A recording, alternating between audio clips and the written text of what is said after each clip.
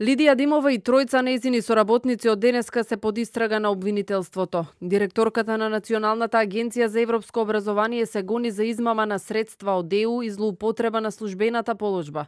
За измама осомничен е и Зоран Златковски, собственик на фризерницата, а истото дело му се става на товар и на Александар Гочев, надворешен соработник.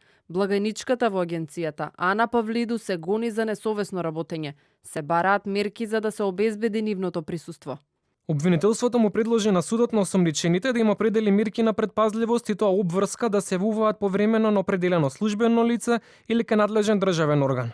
Привремено одземање на патна или друга исправа за преминување на државната граница, односно забрана за низино издавање и забрана за преземање на определени работни активности кои се поврзани со кривичното дело.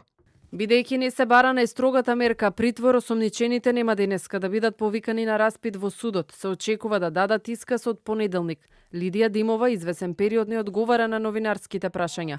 Финансиската полиција вчера ги поднесе кривичните пријави против четворицата осомничени, со проценка дека направиле штета од над 411.000 евра. Фотелјата на Димова се тресе по аферата фризерница и информациите за сомнително трошење на европски пари за образование. Во едниот случај 270.000 евра се одобрени за Вестрейт на Златковски за проекти од образование. Првиот човек на обвинителството, Љубомир Јовески, во интервју за телевизија 24 откри дека има сомнеш и за незаконски потрошени 15.000 евра од касата на агенцијата.